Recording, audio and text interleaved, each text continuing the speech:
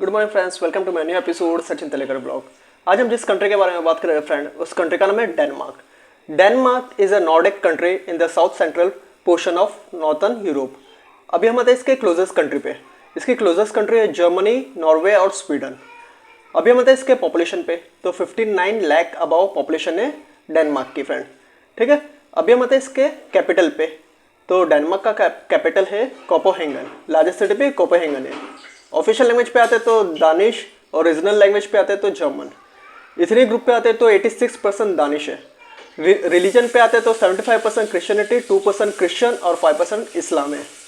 अभी हम आते हैं इसके करेंसी पे, तो दानिश क्रोन चलता है यहाँ पे।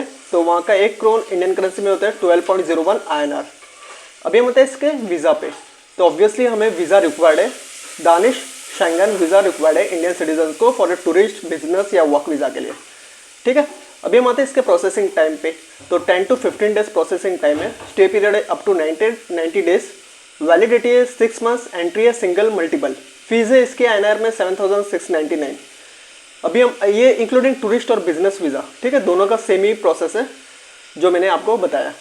अभी हम आते हैं इसके कॉलिंग कोड पे, तो कॉलिंग कोड है +45। अभी हम आते हैं इसके मिनिमम एवरेज और हाई सैलरी पे, तो 6000 वहाँ का दानिश क्रोन, तो इंडियन करेंसी में होते हैं 72,000। एवरेज है 12,000 क्रोन, तो इंडियन करेंसी में होते हैं 1,44,000। हाई है 20,000 क्रोन, तो इंडियन करेंसी में होते हैं अबाउट 2,40,000। ठीक है, depend upon your qualification, experience और आपकी स्किल्स क्या है उसके ऊपर डिपेंड करता है। ठीक है, अभी हम आते हैं इसके कॉस्ट ऑफ लिविंग पे। अगर हम बिजनेस पॉइंट ऑफ व्यू से वर्क वीज़ा पे जाते हैं, तो अगर हम टूरिस्ट वीज़ा पे जाते हैं तो नो मैटर, कोई फ़र्क नहीं पड़ता है अगर हम टूरिस्ट वीज़ा पे जाते हैं, क्योंकि हम होटल स्टे करेंगे। लेकिन वर्क वीज़ा और बिजनेस के लिए हम जाते हैं तो हमें अपार्टमेंट और कॉस्ट ऑफ लिविंग जानना ज़रूरी है। ठीक है, तो जो भी मैं कहूँगा वो दानिश क्रोन में कहूँगा। मिल्क है 1 लीटर 13.53 क्रोन। राइस है 16 क्रोन। एग है 12 पीस 31 क्रोन। एप्पल है 1 kg 21 क्रोन। टमाटो है 1 kg 29 क्रोन। पोटैटो है 1 kg 14 क्रोन। ऑनियन है 1 kg 13 क्रोन। वाटर है 1.5 लीटर 9.16 क्रोन। अभी हम बताए इसके अपार्टमेंट पे, 1 bedroom in city 7K, outside city 5K, 3 bedroom in city 10K and outside city 8K। ये दानिश क्रोन में। ठीक है, के का मतलब 1000।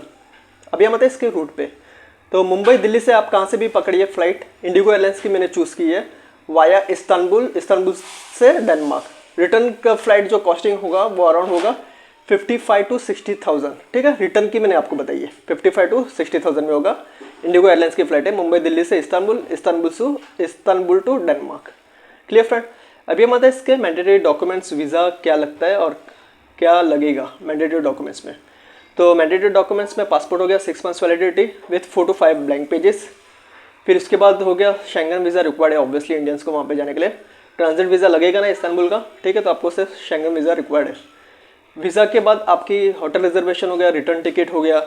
अगर आपका कोई रिलेटिव वहाँ पे रहता है तो स्पॉन्सर लेटर मंगवा लीजिए, और उस स्पॉन्सर लेटर में लिखा हुआ रहना चाहिए क्या वहाँ का उसका पासपोर्ट का जो ये रहेगा, पासपोर्ट नंबर, ID प्रूफ, वो सब लिखवा लीजिए। और उसमें स्पॉन्सर लेटर में लिखवा लीजिए कि वो आपका सब कैरिंग करेगा, including hotel reservation, return. Hotel reservation तो नहीं, क्योंकि वो आपके साथ में ही रहेगा, राइट, आप उनके साथ में ही रहोगे वहाँ पे उसके घर पे, तो वो सब मेंशन करके ले लीजिए स्पॉन्सर लेटर में। ठीक है, ज़्यादा जानकारी चाहिए तो आप मुझे कॉल कर लेना, मैं आपको बता दूंगा रिगार्डिंग स्पॉन्सर लेटर। अभी बच्चा अगर स्पॉन्सर लेटर नहीं है, आपका कोई रिलेटिव नहीं, तो ऑब्वियसली होटल रिजर्वेशन लगेगा आपको। फिर रिटर्न टिकट हो गया, होटल रिजर्वेशन हो गया, पासपोर्ट हो गया, शेंगन वीज़ा रिक्वायर्ड है।